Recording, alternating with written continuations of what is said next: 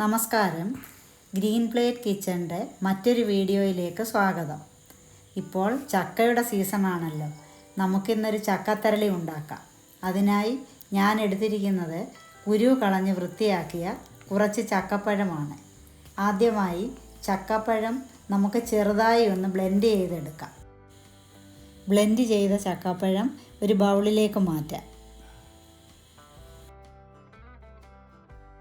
അതിലേക്ക് 250 ഗ്രാം ഗോതമ്പ് പൊടി,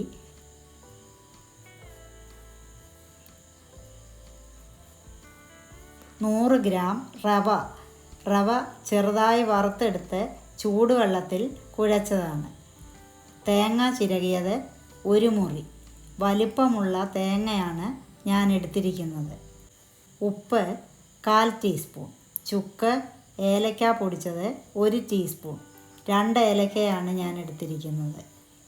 ഉണ്ട ശർക്കര 200 ഗ്രാം, ശർക്കര 1/4 ഗ്ലാസ് വെള്ളമൊഴിച്ച് ഉരുക്കി അരിച്ചെടുക്കുക. വറുത്ത കപ്പലണ്ടി 100 ഗ്രാം ചെറുതായി ക്രഷ് ചെയ്തത്. നെയ്യ് 2 ടേബിൾ സ്പൂൺ. ഇനി ഇതെല്ലാം കൂടി നന്നായി കുഴച്ചെടുക്കാം.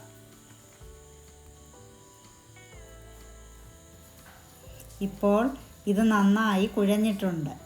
ഇത് നമുക്ക് തെരളിയിലയിൽ പൊതിഞ്ഞ് ഒരു സ്റ്റീമറിലേക്ക് വയ്ക്കാം.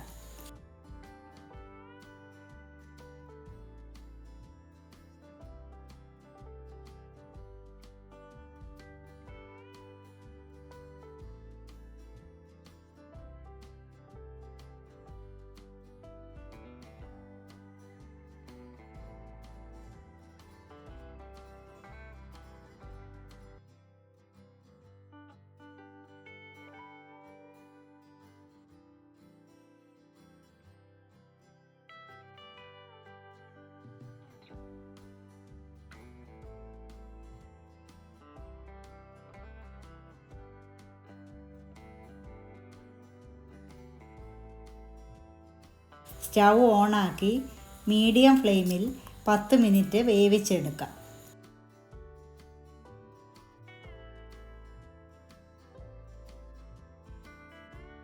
ഇപ്പോൾ നല്ലതുപോലെ വെന്തിട്ടുണ്ട്.